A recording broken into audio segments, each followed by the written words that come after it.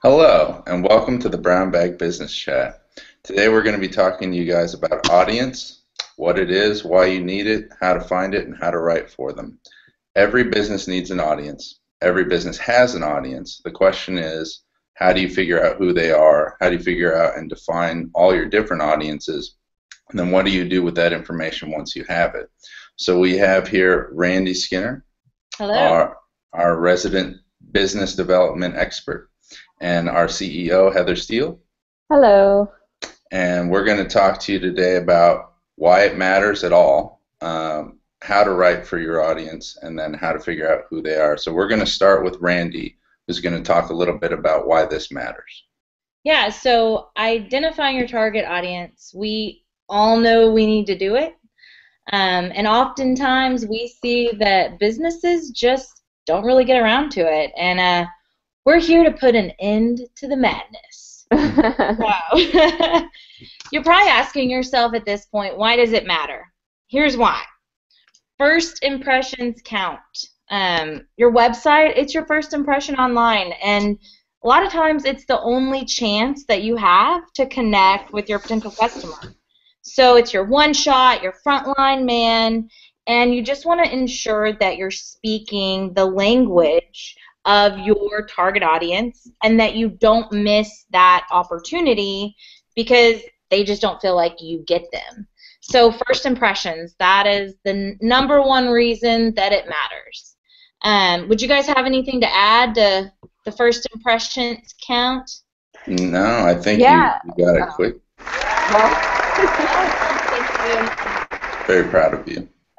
Good. I mean, I would just say that beyond the first impression mattering, I think it's just a matter of connecting with people. So yes, you want to impress them. You want them to feel like this is probably someone who's potentially a good fit for me to do business with. But you also want to create that emotional connection of feeling like whether you're a business to business or business to consumer, like there is an opportunity for some sort of emotional click. So think about it. I like to think about like walking into a networking event or walking into a party or something like that. If someone is very generic with me, doesn't use any kind of expressive language, doesn't really seem to have a personality, if they are just speaking to me in such a generic way, it's really hard to connect. I'm never going to be that person's friend. I'm never going to call them and want to go out for a drink. Yeah. And typically that's going to happen because they don't understand who I am. They don't understand how to come at me in the right way.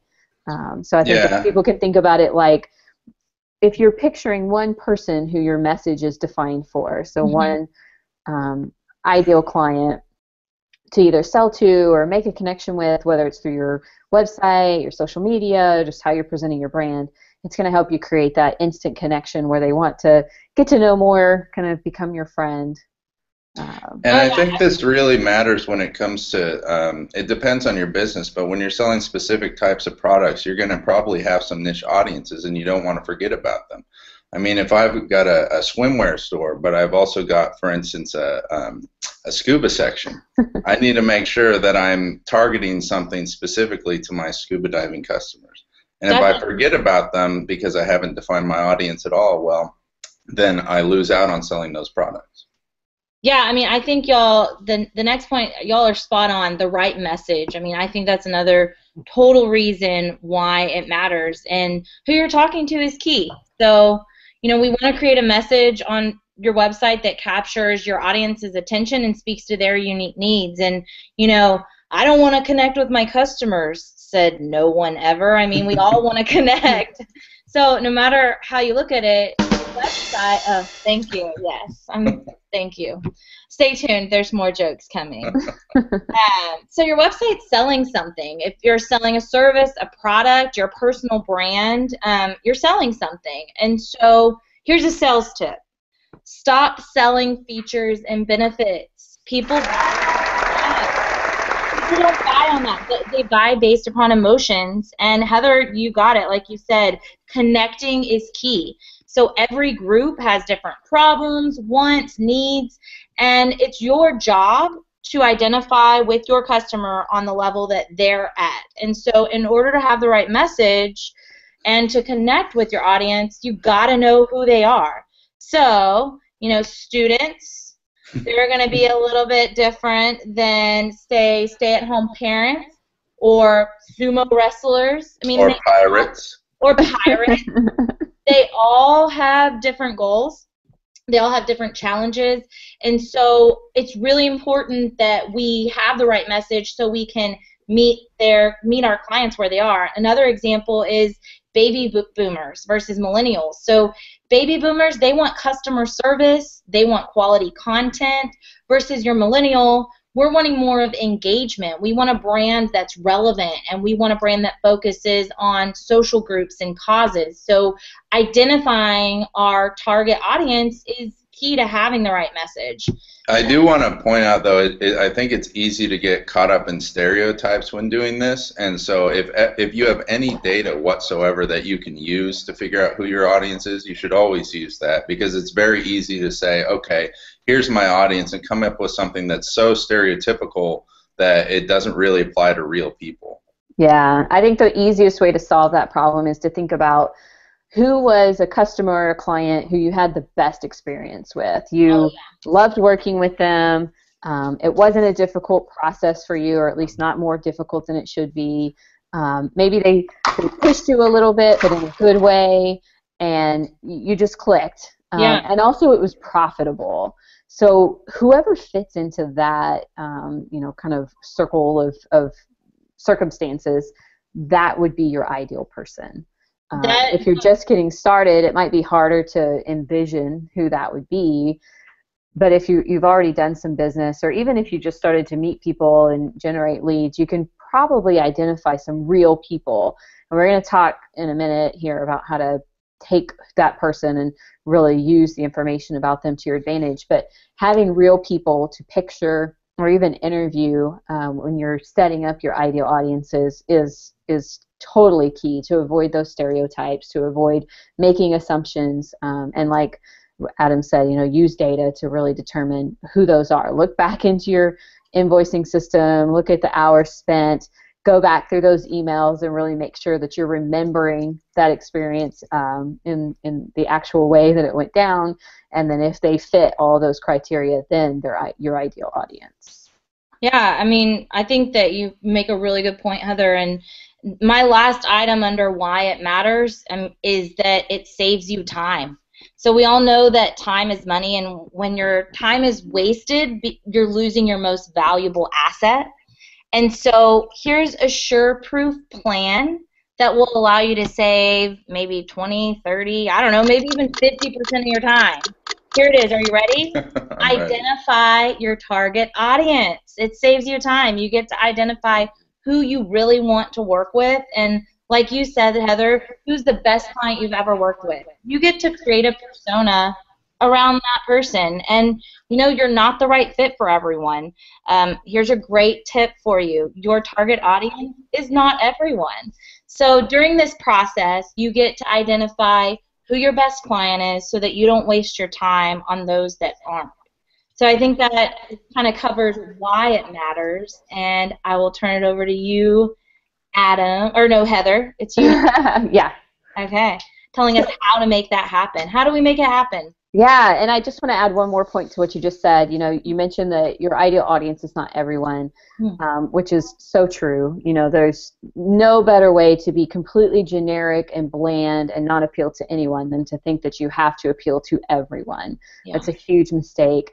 The other mistake that we see quite often is that clients of ours really and truly think that they represent their target audience.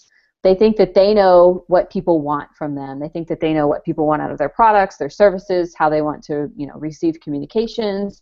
They just assume that that they represent that ideal audience, and it's not the case. And people have to kind of break that mindset and start thinking more about that audience's point of view and how do they want to receive things, what kind of services and products do they need, and it's a difficult thing to do, but once you can kind of master that, then you can move on and really create some amazing things. Yeah, absolutely. I just want to hop on there and say that when you don't have this, or you're going off of false ideas or false pretenses of what my audience is, what you end up doing is confusing your audience. And the last thing you want to do is to have people confused about your products and no idea what they're supposed to buy or what they even want because of what you've written. Yeah, yeah, that's very true. And we're talking about, so this whole series is really related to your website and how to improve it. So our goal with this series we're doing over the next 5 weeks is to give you some actionable things you can do to work on your website. Most of us have downtime during this part of the year, and really revamp things and hit 2016 with the best website and marketing presence possible. But just keep in mind that the things we're talking about apply to everything in your marketing. They apply to your customer service. They apply to anything that has to do with you communicating with the outside world. So it's not just website. This is going to apply to social media, to customer service, to the way that you create your products and services.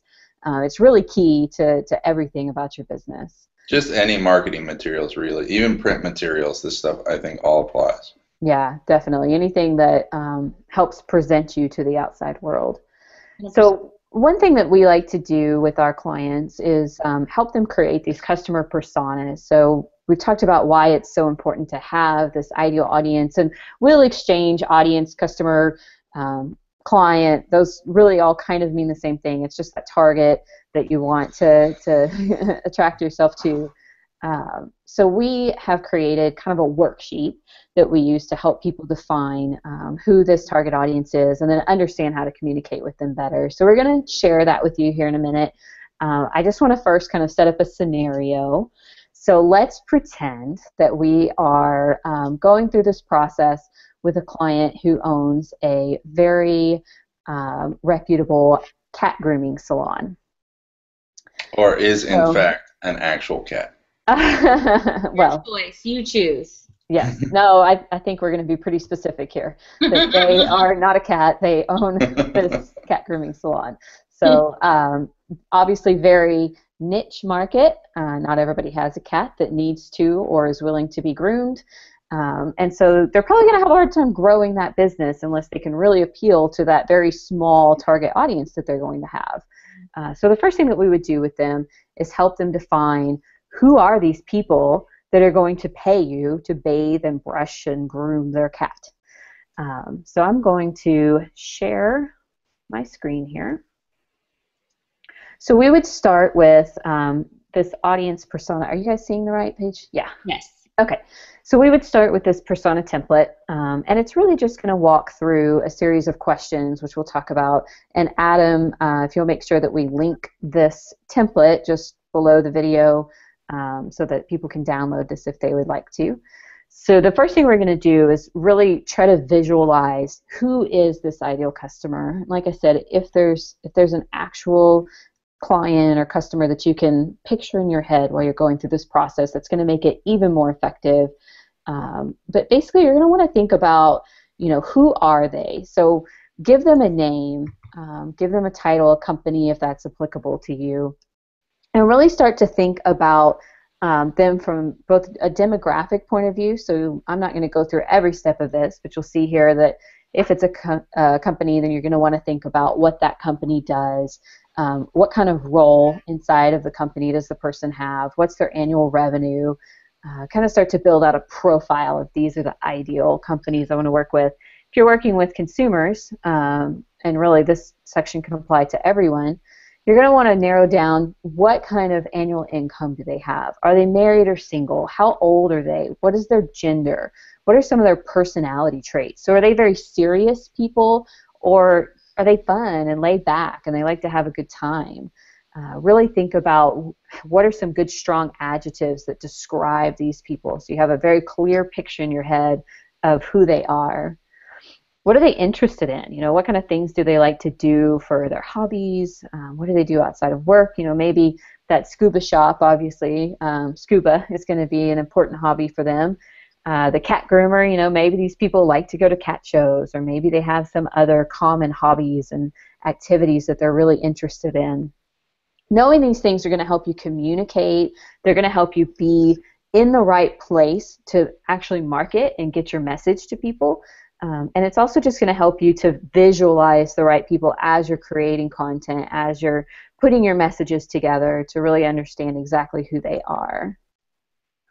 Some of the other things you might want to think about, depending on your business, are there certain political, religious, other types of organizations that are really important to your target market that you're going to want to make sure you connect with them on, or that you have an opportunity to use that as a platform to connect with them. Something that we see a lot of people overlook is what is their level of technical expertise. So are they really techie? They've always got the latest iPhone. They're really into apps. Or are they more low-tech? They maybe still get pretty confused when it comes to adding an attachment to an email. That's going to make a huge difference in the way you communicate with them, how you structure your website. Again, everything that has to do with the way that you're communicating with them.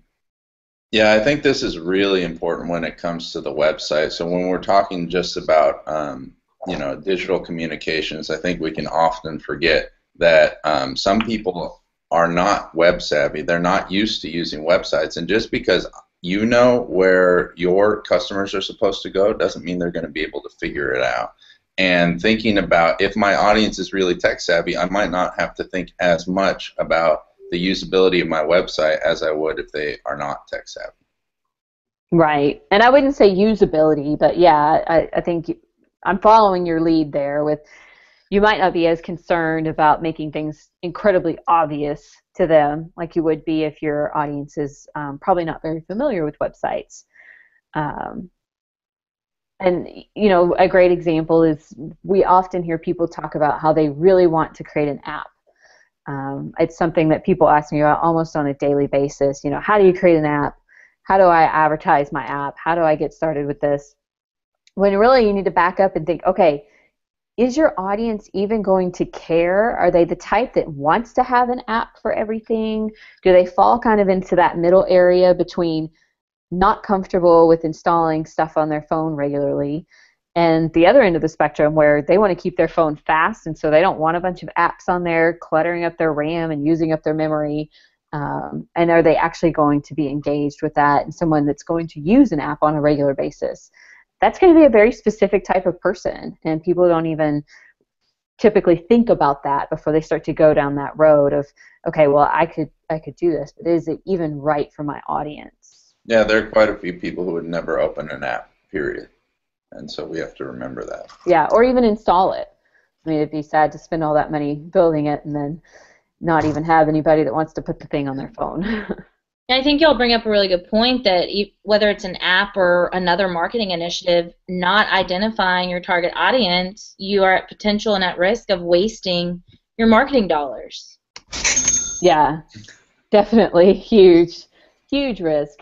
And related to that, and probably something, Adam, that we should add to the spreadsheet or this worksheet is thinking about, based on who they are and their technical level and what you know about them, where are they hanging out? So both physically, where are they going and spending their time, but then where are they online?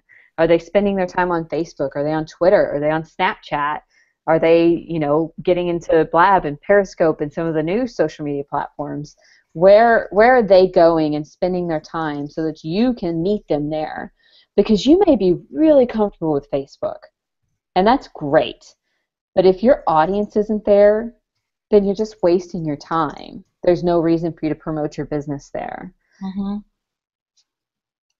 So some of the other things that we really want people to think about, getting a little bit away from who their audience is from a personality standpoint, but relevant to your own business. So what's your customer's goal with you? So if you are, a cat groomer, then maybe their goal is for their cat to finally not be a matted mess where they're worried that, maybe the cat's in pain or maybe this is really bad for them, but the cat won't let me brush them because it's cat, and cats don't like for you to do anything that's not their idea. So maybe their goal is really just to improve the health and well-being of their animal. Are there any secondary goals? So maybe also the cat kind of smells bad, and it would be nice not to have, a smelly cat. And so maybe that's... Was that a Friends reference? It was. I'll save the song. So thinking about what those goals are, And that way you can really address those goals in your content. Going back to something that Randy said, people don't really buy on features and benefits. They buy on those emotional responses. So if you're presenting to them, you know what their dilemma is, what goal they're trying to meet, what the problem is that you can solve for them. And you're presenting that rather than just, we're a cat salon. We have 5 tubs, 2 groomers, and we use no heat dryers. Well, that's great, good for you, but that's not what I'm concerned about. And then knowing what their roadblocks are. So maybe your target audience really cares about their cat, but they don't have the money to pay for someone to groom their cat on a regular basis. Maybe you've got to figure out what that roadblock is and how you can help move them around it or help them understand the value of what you're offering, so that you can remove that roadblock. And then just going a little bit further here, thinking about what are their goals, how are you going to help them reach those goals of getting them past their roadblock and helping them to the other side. And then also knowing what their objections are going to be. So you can't assume that just because they're your ideal audience that they're not going to have any objection to the services that you offer or the prices that you pay or that you charge. So knowing what those objections are, so that you can again address those in your marketing, address those in your messaging, turn that more into a benefit than a problem. Yeah, I think that's really important because what we're doing at the end of the day with all of this stuff is trying to persuade people. And if we're writing persuasively, we have to think about not just what they want or interested in, but what's going to be in the way of that so that we can overcome it. Because if we come up against it later on or we miss it, then we're missing a chance to persuade. But if we've already thought ahead and said, okay, this is going to be a problem, we need to address it right off the bat, then we're going to be much more likely to persuade them. Because it's not like they're there in front of us and we're talking with them and we can hear those objections while they're speaking. They're reading, and they're going to just go away if we don't have those objections already pre-thought out and addressed. Yeah. Right, definitely. And again, just going back to this, making these assumptions about your ideal customers is a great place to start. If you can actually interview some of your current or past customers and clients and get this information straight from them, that's going to be even better. And then keep it updated. Your business is going to grow. It's going to change over time. The people that you're serving are going to change. So you need to make sure that you're keeping these personas updated so that as you're writing your blog post, posting to social media, creating print collateral, whatever it is that you're using in your marketing strategy to communicate, you're going to want to keep these updated and make sure that they match who it is that you're really working with today. Absolutely. I want to harp again on that, knowing who they are and asking your customers, because if you can get some real bona fide data from these people and find out what's really working and what's not, that's going to be infinitely better than trying to figure it out on your own. Definitely. So Adam, now that we know what a persona is, how to create one, what do you do with this document? So, okay, we've done our homework, we filled this out, now what? Yeah, so let's talk about doing it. We've only got a few more minutes left, but we'll talk quickly about writing for an audience. So you have to even go back further than the audience and start thinking about your brand. I think one thing that that should be driving a lot of the writing is it's like an intersection of the brand and the audience. So we know who we're writing for, but if we forget who it is that's doing the writing can come off as bland, or it can come off as not you. And so there's so many different times that we want to, or so many different reasons we want to differentiate ourselves, and this is one way we can do it, which is by setting a specific tone in your writing. So what that can look like is, if you're a fun brand, you might use contractions in your writing. You might use colloquialisms that you normally wouldn't use. You might use a variety of terms that you would use amongst friends that you wouldn't think of as professional. So that all depends on your brand. And then your audience plays into that too. So this fun tone is only really going to work if your audience is interested in it. So if you come to find out that, you know, you're a fun brand, but your audience isn't going to put up with that because they're expecting a high level of professionalism.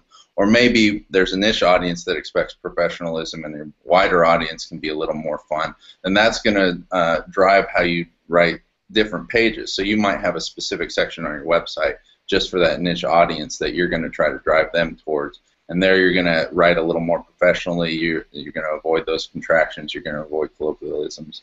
You know, I mean, that can even extend as far as when we're talking about blog posts, I think. It can extend as far as mild profanity.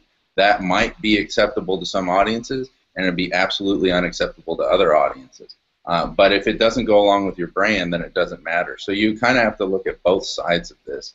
And another thing you have to do is you really have to break those audiences up so that you're not writing for all different audiences at once. And I have an example that I would like to share of where I think a brand kind of got caught up in that a little bit. So this website is gorgeous. I really like the way it looks. The design is beautiful. It's got a great color scheme.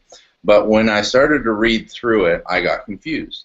At first, I thought this was about individual retirement savings plan, just for me. And the more I read through it, the more I started to realize, manage your retirement savings plans in minutes from your computer. You've got a dedicated team. There's nothing in there that indicates to me right off the bat that this is something for a business or an enterprise.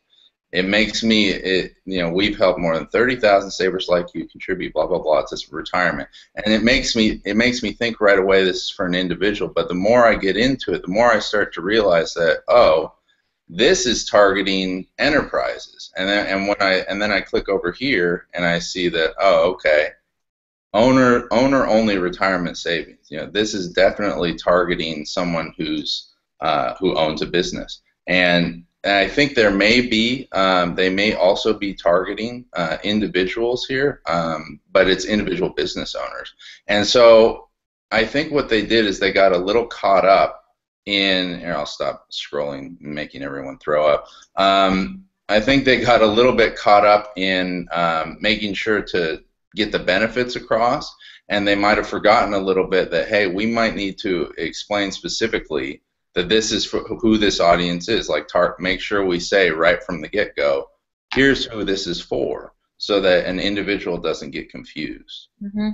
That's a great point, and I would even go a little further to say if your audiences are very different, like I think you mentioned that, you know, in some instances it may be okay to use a little more slang, maybe a little bit of profanity for some audiences, but maybe you have this other audience that's very serious.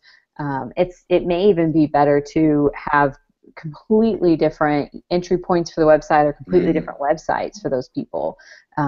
Maybe you have different social media accounts. I'm trying to think of a good example of a business that would be in that place, and I can't think of anything off the top of my head, but it may even be more advantageous to just completely split those, because what you don't want to do is have the wrong audience finding the content that you've created for the opposite, and then they're either confused or they feel a little bit betrayed because who they thought you were as a brand isn't actually who you are.